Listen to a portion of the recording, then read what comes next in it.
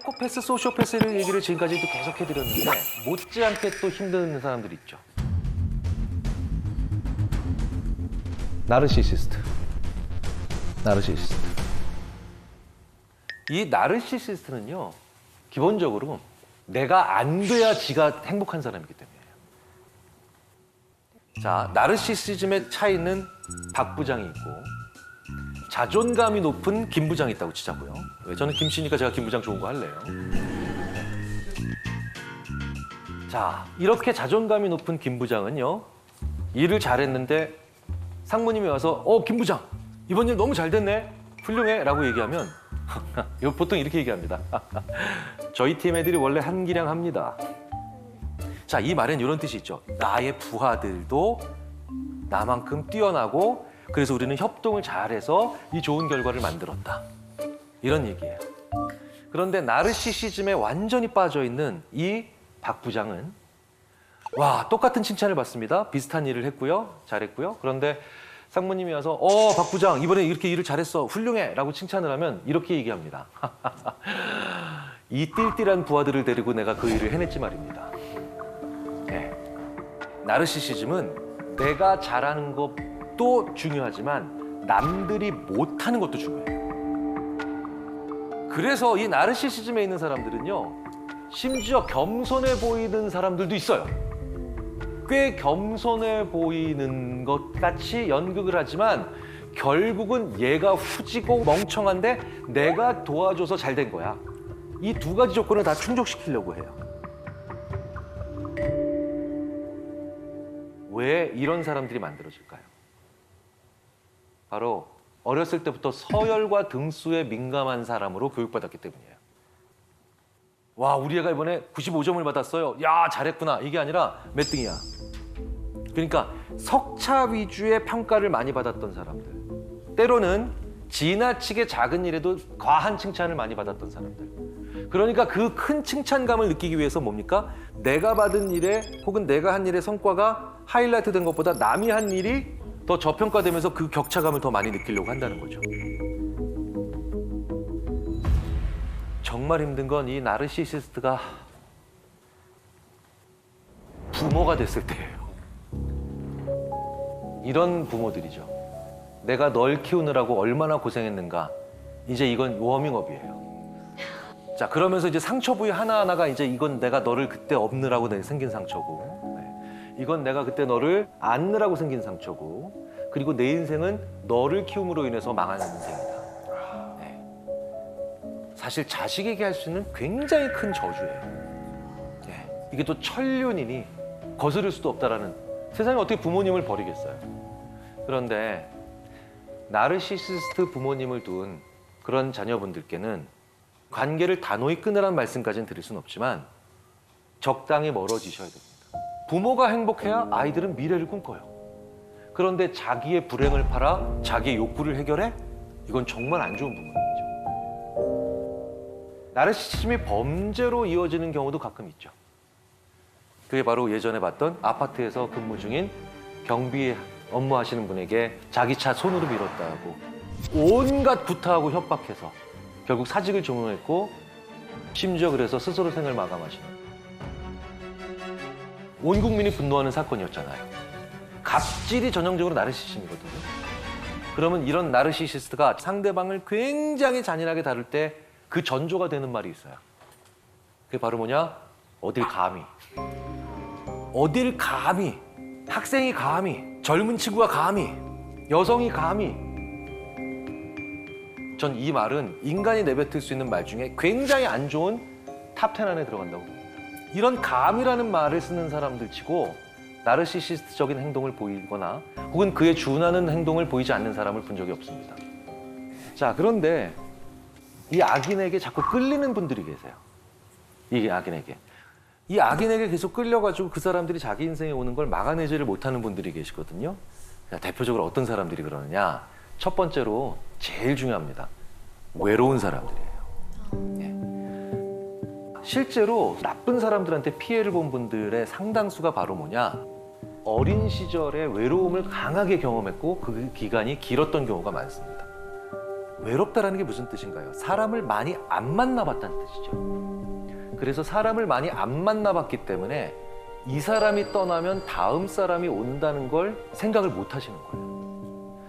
사람을 많이 만나본 사람들은 헤어질 때 아낌없이 좋아하고 좋은 관계가 있다가도 헤어져야 하고 그 다음에 어쩔 수 없이 이별을 할 때 그때 상대방을 괴롭히지 않습니다. 그리고 본인 자신도 그래 더 좋은 사람을 만나야 되겠다. 이게 깨끗이 있는 것과는 좀 다른 거죠. 헤어짐을 인정하는 거예요. 그냥 우리는 지금 헤어지는 거예요. 그런데 이 외로움이 강한 분들은 그리고 외로움을 많이 경험했던 분들은 그걸 못하는 거예요. 그래서 이제 나쁜 관계도 계속 유지하고 심지어는 도피를 하는 그 관계로 도피하는 경우가 있다는 거죠. 이게 우리 인간에게 있어서 굉장히 안 좋은 일이라는 거예요. 두 번째로 악인을 자꾸 의식 무의식적으로 필요로 하는 분들이 계세요. 예를 들어서 정말 질 나쁘거나 못된 직장 상사. 이 직장 상사를 보고도 떠나질 못하는 겁니다. 자, 왜 그런지 아십니까? 얘가 직장 상사니까 이 사람이 능력은 더 있는 거예요. 20대나 특히 30대처럼 청년기에는 굉장히 질이 안 좋고 나쁜 사람인데 불구하고 나의 사회적 경험이 적으니까 그렇게 나이 많아지면서 자연스럽게 가지는 능력이 부러운 거예요. 네. 그래서 이런 경우에 이 사람을 떠나질 못하고 계속 그 사람에게 붙어 있습니다.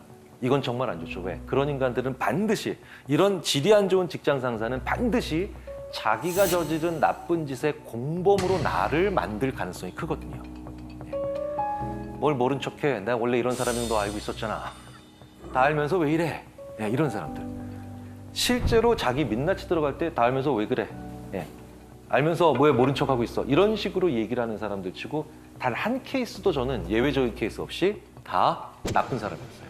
나쁜 선배죠. 자, 근데 세 번째가 있어요. 이건 나이가 젊은 분이든 아니면 상당히 나이가 있는 분들이든 가리지 않고 나타나는 유형입니다. 이게 바로 이른바 에코이스트예요. 이른바 네타시오 증후군. 에코이스트는 나르시시스트랑 정반대예요. 뭐냐? 뭔가 잘못되면 생각도 안 하고 내 잘못이라고 얘기를 해요. 진짜로 뭐만 해도 자기가 뭘 잘못했나를 먼저 생각해요. 그러니까 남한테 피해 주는 걸 너무 싫어하기 때문이기도 그렇죠. 이 모든 것들을 자기 책임이고 그렇기 때문에 상대방의 나쁜 짓에도 내가 혹시 부족해서 이런 일이 벌어지는 게 아닌가라고 생각하는 이 에코이스트는 그렇기 때문에 오로지 자신만을 생각하는 이 나르시시즘에 사로잡힌 나르시시스트에 대해 가장 착취당하기 쉽겠죠. 가장 먹잇감 되기 쉽겠죠. 자, 그렇다면 이 크레이그 마르킨 교수가 만든 에코이스트 체크리스트가 준비되어 있으니까 이걸로 한번 우리가 살펴보자고요. 네. 주목받는 것을 싫어한다.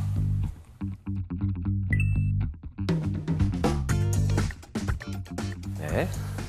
문제가 발생하면 내 탓부터 한다. 유독 자기 자신에게 엄격하다. 남에게 폐 끼치는 걸 싫어한다. 타인과의 갈등을 회피한다.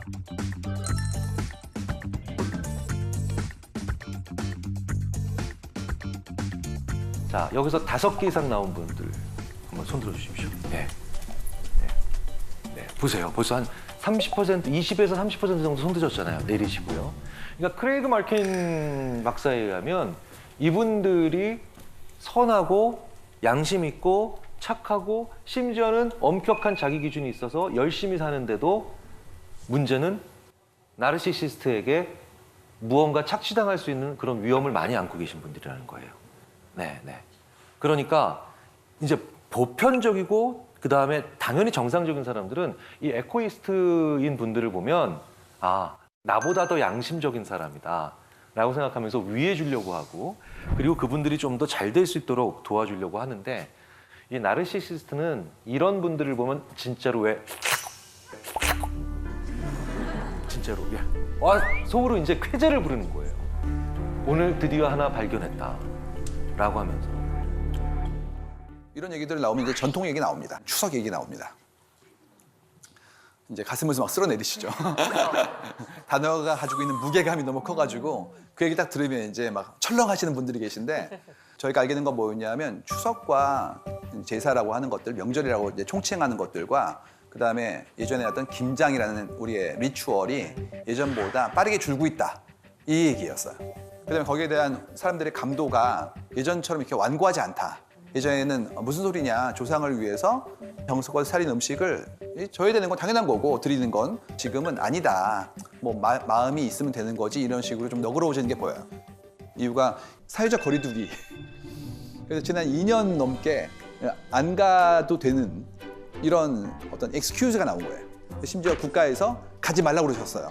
그래가지고 이 대안들이 나온 게 차에서 이렇게 오랜 시간 보내는 거는 이제 스트레스가 있었죠. 집콕으로 이제 대행하고 그다음에 돈 봉투는 너무 쉬운 게 메신저로 보내면 됩니다. 맞아. 그다음에 추석 음식 엄청 많았잖아요. 뭐 음식 처리도 문제였고 허리 아프고 쌓여진 뭐 설거지도 더불어 나왔는 거였는데 이제는 그렇지 않고 집밥으로 해서 명절에 분위기를 낼 수 있는 간단한 요리들을 뭐 HMR이나 이렇게 만드는 것들을 보여주고 간소화된 거예요. 근데 그렇다고 해서 우리가 추석과 설이라는 명절에 대한 생각이 없어지지 않느냐? 그렇지는 않고 다른 형식으로 개성하는 것들도 표현해주고 있다는 얘기입니다. 그리고 보면 드는 생각은 뭐였냐면 그렇게까지 해야 됐었을까 지금까지? 이런 얘기 나오죠. 이제는 합리적으로 재정의해보자. 화목에 대한 부분이에요. 예전 같았으면 남편과 아내가 각자의 시간을 보내는 것들은 화목하지 않은 것이다라고 얘기했는데 그래서 예전에 화목하다는 건 주로 어떻게 나오냐면 밥상 같이 받는 거. 그다음에 TV를 앞에 놓고 있는 거. 결합된 건 TV 보면서 밥 먹는 것이쪽이었죠. 그래서 일단 그 집의 가장 중요한 중심부에 TV가 있고 그 앞에 상 차려놓고 뭘 먹으면서 같이 보는 거 이 정도로 나와 있었는데 이게 굉장히 큰 게요. 화목함이란 어떤 것인가에 대한 부분들에 우리가 가지고 있는 예전의 기억들이 있거든요. 드라마에서 재현되기도 해요. 그런 장면이. 예를 들어서 응답하라 시리즈 같은 거 보시면 식구들뿐만 아니라 심지어 옆집 친구도 와서 TV를 같이 보고 있죠. 그렇지, 맞아. 이렇게 막 응원하고 그때의 어떤 열정이나 공감에 대한 것들이 엄청나게 아름다운 옛날 추억으로 인식되잖아요. 근데 지금 그거 불가능하거든요. 네. 그렇게 보지도 않고요. 이유가 지금 뭐 넷플릭스부터 OTT 같은 경우에 개인별로 프로파일 있잖아요. 그러니까 지금 내가 보는 것들이 나의 취향이 더 세분화되고 있어가지고 몇만 개 이상으로 분류가 돼요. 그러니까 함께 보는 일은 마땅치 않단 말이죠. 맞아. 그래서 어떻게 되냐 하면 함께 있지만 보는 건 다 따로 보는 거. 그래서 셀폰 보고 패드 보고 있으면서 함께 있는 거. 그러니까 온도는 느끼고 있지만 나의 관심사는 각자로 가는 거. 이런 식으로 이제 움직이는 게 보여요. 그래서 이러한 걸 보고 있으면 우리가 알고 있는 삶의 어떤 중요한 방식 자체가 변하는 게 보여지는데 이거는 기호에 대한 부분이고 이 의무는 어떻게 할 것인가에 대한 게 그다음에 이제 이슈로 올라옵니다. 분업 이슈예요.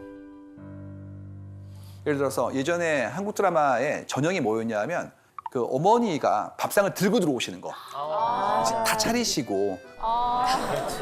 맞지. 진짜 옛날 얘기입니다. 지금 그렇지가 않고 전부 다 각자 준비하는 거죠. 함께 준비하는 걸 바뀌고 있단 말이에요. 근데 이게 모든 사회에 동시에 오는 게 아니잖아요. 그러다 보니까 여기에 따르는 여러 가지의 불일치가 관찰이 됐었어요. 언제였냐면 코로나 초창기에 2020년도였습니다. 갑자기 3월 달부터 저희 데이터에 파김치가 올라가기 시작했어요.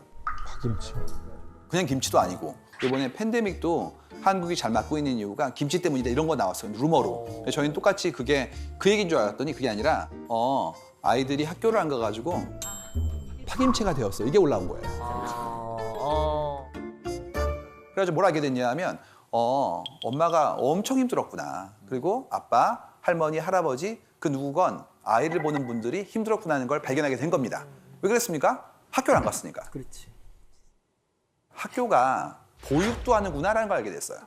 그전까지는 학교는 그냥 교육인 줄 알았어요. 그랬더니 그게 아니라 돌봄 교실도 있고 급식도 있죠. 그렇기 때문에 그 시간만큼을 아이들을 돌봐주는 일을 학교가 하고 있었던 거예요. 그런데 그분들이 3, 4월 동안에 줄창 온라인 수업을 하다 보니까 그만큼을 다 수발을 들어야 했던 양육자분들이 너무 힘들어가지고 그만큼의 어려움을 토로했던 거였어요. 그래서 뭐가 나왔냐? 이제는 자기의 일은 스스로 하고 우리 할 일은 나누자라는 어떤 하나의 무브먼트가 나온 겁니다. 어떤 거냐? 냉장고에 붙이는 해야 될 일들 이런 거. 예전에 서양 영화 같은 경우에 나왔던 것들이 사진 붙이고 할 일 붙이고 이 똑같은 것들이 이제 한국에 나오기 시작한 거예요.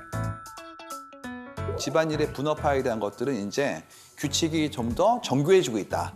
이 부분이에요. 이거는 함께 살고 있으니까요. 그럴 때 예전처럼 누군가 희생하고 전체를 맡아주는 게 아니라 각자의 일을 각자가 하고 함께하는 일도 분담하는 구조로 가는 것들이 보여지는 게 가장 최근에 저희가 바라보는 삶의 변화 중에 하나예요. 누군가의 희생을 전제로 한 게 아니라 자신의 일을 할 수 있는 독립된 인격체로서 자라기를 우리는 희망하고 있는 거예요. 그럼 어떻게 되죠? 독립적이고 배려하고 어려움들을 나누는 형태의 좀 더 삶이 풍요로워지는 사회로 갈 수 있겠죠. 그래가지고 뭐가 나오냐면 TV 없는 거실이라는 그런 키워드가 급증하고 있습니다. 이런 얘기입니다. 다시 2015년도 얘기를 해보도록 하겠습니다. 그때 이제 주로 나왔던 얘기가 아빠 얘기가 너무 많아가지고 아빠의 행위 관찰에 대한 것들을 몇 가지 보여드렸었어요. 뭐였냐면 이거였습니다. 아빠는 거실에서 잠을 자. 꾸준히 나오는 데이터였는데 뭐였냐면 아빠의 거소가 소파가 있는 거실만 가장 많이 쓰시고 TV를 본다는 목적을 본인이 이렇게 표출하고 있다는 거. 하지만 실제로는 TV를 보지 않기 때문에 잔다는 거, 뭐 이런 내용이었어요. 그 사이에 바뀌었어요. 7년 사이에. 뭐가 바뀌었냐면 아빠는 가족의 일원이지 중심이라고 보는 것은 올바르지 않다는 얘기예요. 다 중심이니까 모든 가족 구성원들이 함께 공유할 수 있는 공간으로 진화한다는 거. 이런 것들이 그 사이에 변했던 변화들이에요. 맞아. 그러니까 이사 갔을 때 응당 여기가 TV를 했었는데 지금 그렇지가 않고 거실에 TV를 뺄 건데 엄청 나온 거예요. 그래서 책장을 놓고 그다음에 예전에 부엌 쪽에 있었던 다이닝 테이블이 앞으로 나오는 거예요. 소파는 간이로 바꾸고 그다음에 주로 다이닝 테이블에서 공부를 하거나 책을 보거나 이런 것들이 이제 엄청 올라온 거예요. 그래가지고 그 사이에 바뀐 건 뭐였냐면 우리가 예전처럼 TV 중심 문화가 아니게 된 거, TV의 역할이 예전 같지 않고 오히려 함께 있는 부분들에 대한 공간을 도모하는 형태대로 삶이 바뀌는구나라는 것들을 이해하게 된 거죠. 저희가 최근에 했던 프로젝트 중에서 뭐가 있었냐 하면 통상 우리 이렇게 생각하잖아요. 그러니까 두 분은 결혼하셨고 아이가 하나 있으니까 3인 가구 생각하지 않습니까? 데이터에 뭐가 나왔냐면 이게 나왔어요. 아니, 1인 가구 2명 더하기 아이. 그러니까 이 경우의 솔로와 그 경우의 싱글은 좀 다른 건데 개념적으로 나는 누구의 남편, 누구의 아내 이게 아니라 난 나야. 그리고 나와 똑같은 나라가 하나 더 있어. 그다음에 우리 둘이서 진짜 멋진 아이를 낳았지 이거예요. 그렇기 때문에 더 이상 메리드라는 상태가 아니라 그냥 싱글인 사람 둘이서 함께 사는 형태로 나오는 것들이 나오기 시작합니다. 또 어른은 어떻게 바라보는지에 대한 것들을 좀 고민을 해봐야 될 것 같아요. 그래서 2015년도에 내가 어른에 대한 부분들을 한번 보도록 하겠습니다. 저희 그때 데이터를 보면서 굉장히 그 패널 분들과 함께 힘들어했던 부분이 이 부분이었어요. 아빠라는 주제였어요. 그러니까 어른 얘기를 하다 보니 아빠가 보이지 않는 걸 발견한 거예요. 엄마는 어른이라는 그런 표현상에서 연관성이 크게 보이는데 아빠는 거기에 순위 없었어요. 그때 계셨던 남인석 씨, 서경석 씨, 그다음에 진현중 서현님 같은 분들이 전부 다 거의 울었죠. 내 아빠는 어른이 아니에요. 내 아빠는 어른이 아니에요. 여기가 먹먹한 느낌이라고 해야 되나? 저건 충격이에요. 아빠는 아무것도 아니다. 아빠는 힘들구나. 왜 힘들까에 대한 부분을 막 해본 거예요. 그랬더니 뭐가 나왔냐면 산업사회의 그늘이 나온 거예요. 우리가 1970년대부터 한국이 산업사회로 전환이 빨라졌죠. 그러다 보니까 직주근접이란 말이 되더라도 직장에서 보내는 시간이 상대적으로 큰 그런 좀 불균형된 사회였어요. 그러다 보니까 예전 방식의 어떤 농업시대라든지 그때는 그 집과 일터가 이렇게 분리가 잘 안 돼 있었거든요. 그러니까 아이들이 항상 일하시는 분들을 볼 수가 있고 교류에 대한 것들이 기본적이었는데 그렇지가 않고 이제 우리가 얘기하는 거대한 어떤 공장, 사무실 이런 식으로 출퇴근이 되다 보니까 이제 물리적으로 분리가 되고 그다음에 그 당시에는 총력전이었죠 거의. 그러니까 시간을 많이 보낼수록 더 좋은 평가를 받던 시절이었기 때문에 밖에서 보낸 시간이 길어진 아빠가 가정에서의 어떤 유대가 옅어지는 것이고 그러다 보니까 아빠의 존재가 아이들의 마음속에서 좀 흩어지는 부분이 보였기 때문에 함께 나눴던 것이 좀 페이소스 같은 거였어요. 그래서 그 당시에는 아빠가 어른에 안 들어있군요. 이 얘기는 뭐 아빠가 어른이 안 됐다는 얘기가 아니라 인지만큼의 총량이 줄었다 이런 얘기였거든요. 근데 재밌는 거는 이제는 그렇지가 않고요. 아빠가 조금씩 들어오기 시작합니다. 그래서 7년 사이에 한국 사회가 엄청 바뀌었어요. 이게 어른의 연관어인데요. 2019년도부터 2022년도까지 꾸준히 변화하는 걸 보면 지금 남편과 아빠가 이제 드디어 순위 안에 올라오기 시작합니다. 그래서 오늘 제가 드릴 이런 이야기에 사실 가장 큰 얘기 중에 하나가 이 얘기예요. 그러니까 이전에 우리가 알고 있었던 아빠에 대한 이미지는 이런 거였어요. 아빠는 나랑 시간을 같이 보내기 좀 어려운 분. 그 다음에 가족과의 유대가 그렇게 원활하지 않았기 때문에 사랑하는 마음은 있지만 표현 자체가 서툰 분. 이런 내용이 있었고 그래서 2015년도에 그것 때문에 우리는 되게 슬퍼했었고 근데 그 사이에 여러 가지 일이 벌어졌는데 첫 번째가 양성의 고용의 어떤 이런 기회가 좀 더 균등해지려고 노력하는 것들. 두 번째는 그만큼의 인식이 있는 분들이 가정 내에서 우리 간에 상호 적극이 도와주는 내용들, 그다음에 보육과 육아에 대한 부분들 함께하는 내용들이 커진 것들. 우리 삶에서 일과 삶의 밸런스에 대한 것들이 이제 조금씩 압력이 행사되어지고 있죠. 뭐 주 5일제, 그다음에 또 52시간제, 근무 시간에 대한 부분들의 효율화에 대한 것들, 이런 모든 것들이 예전보다 가정에서의 아빠의 어떤 시간을 늘려주고 있는 거예요. 그러다 보니까 그만큼의 내용들이 더 포함되어진 것도 1번 있고요. 두 번째는 팬데믹입니다. 그 사이가 일어났던 일들이 이제 가족끼리 보내는 시간이 늘었다는 거예요.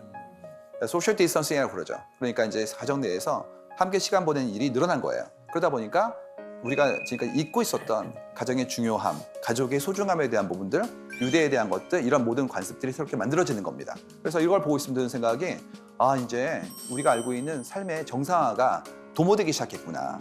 그다음에 팬데믹이 너무 힘든 일이었는데 사실상 그 친구가 우리한테 일깨워 준 것도 있었구나라는 것들을 다시 한번 반추해 볼 수 있을 것 같아요. 이런 모든 변화를 이제 어떻게 바라볼 것인가에 대한 것들을 확장해서 그럼 남편이라는 키워드 좀 보도록 하겠습니다. 좋은 남편은 어떤 남편일까요? 어떻게 생각하십니까? 좋은 남편은 집안일을 함께하는 남편. 제가 그 사람입니다. 좋은 남편은 계속 달라지려고 노력하는 남편인 것 같아요. 이제 제가 어떻게 살아가는지를 팬데믹이 있는 동안에 다 보니까 그동안에 밥은 본인이 하고 쓰레기도 자기가 버리고 이렇게 계속 달라지더라고요. 그래서 이렇게 사람이 좋은 방향으로 변할 수도 있구나. 그래서 좋은 남편이란 계속 달라지는 사람. 약간 이런 식으로 기준이 바뀐 것 같아요. 흥미로워요. 지금 말씀하신 내용들이 다 포함되어 있거든요. 좋은 남편에 대한 데이터를 뽑은 게 있는데요. 어떤 게 나오냐 하면 친구 같은 아빠의 요리를 좋아하고 집안일을 함께하는 사람이에요. 그게 현재 좋은 남편의 어떤 이미지로서 표현되기 시작했습니다. 그리고 그 밑에 순위를 보면 예전 방식으로 본다면 좀 더 다채로운 것들이 올라오는 게 보이는데요. 뭐가 나오냐면 재미라는 말이 나오고요. 재미. 네, 여유가 있어야 되고요. 진심을 다해야 되고요. 눈치를 있어야 되고요. 눈치가 있어야지. 그다음에 노력해야 되고요. 노력. 마지막에 센스가 있어야 돼요. 센스 있어야지. 센스. 예전에 한국에서 원하던 건 뭐였냐면 가정의 중심으로서 부양의 책무를 다하고 뭐 이런 식이었어요. 예전에 아빠에게 가해지던 텐션이 좀 더 다채로워지는 게 보이시죠? 여기 데이터 속에서 박하선님의 남편이 유수영 씨가 굉장히 좋은 남편으로 이야기되고 있어요.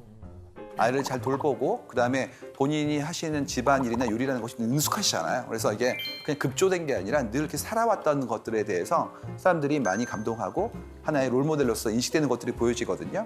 이유가 이분은 뭐 육아를 담당하시고 이분은 어떤 생계에 대한 부분들 이런 게 아니라 양성 전부 다 각자가 커리어에 대한 기회를 얻고 사회 진출이 늘어났다면 가세 분담, 양육에 대한 부분들은 당연히 공동 책임이니까 이걸 어떻게 할 것인가에 대한 것들이 이제는 공론을 넘어서 하나의 규칙이 된 것이고요. 일원으로서 평등하게 상대를 배려하고 그를 기반으로 본인을 바꿔나가는 사람 자체가 좋은 남편으로 인식되기 시작했거든요. 그래서 흥미롭게도 그냥 같이 나눈 내용들이 그대로 데이터에 나와요.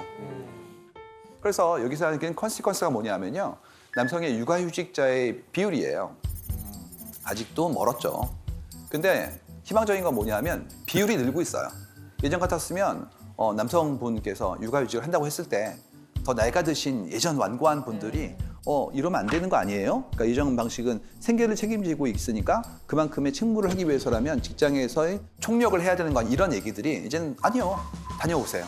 그다음에 부럽네요. 이미 컸기 때문에 그런 기회가 안 되니 이번 기회에 잘 보세요라는 부분들이 너무나 많이 바뀌고 있단 말이에요. 근데 그게 불과 7년 만이에요. 그렇기 때문에 우리 삶이 느리게 바뀌는 것 같아도 굉장히 빠르게 바뀝니다.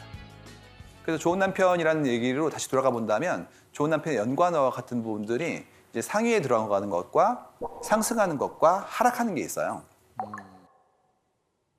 일단 기본적으로 상위에 들어가는 건 뭐냐면 아빠는 친구이기도 하고 그다음에 재밌는 사람이어야 되고 우리와 함께 음식도 만들고 집안일도 함께 하는 사람이야 라는 게 기본이에요. 요리가 확실히. 크네요. 집안일.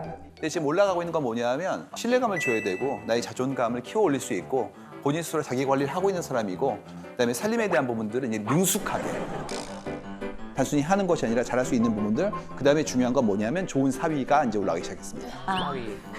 이전의 방식에 이제 한성에 대한 좀 치우친 것이 아니라 양성에 대한 고른 형태의 변화로 갔다고 볼 수 있고요. 떨어지는 게 뭐냐면 효자 떨어지고 있고요. 효자. 부인한테 잘해야 되는데. 사랑꾼, 상남자 이런 거 빠지고 있는 거예요. 사랑꾼. 이건 어떤 거냐면 사랑꾼이라는 것 자체가 일종의 문어적 표현이긴 한데 이런 건 얘기입니다. 아유 내가 좋아하잖아. 믿고 따라와. 말만. 말로만. 손에 물 한 방울 안 묻히게 해줄게. 이런 얘기들. 무슨 얘기냐면 일종의 블러핑 같은 거예요.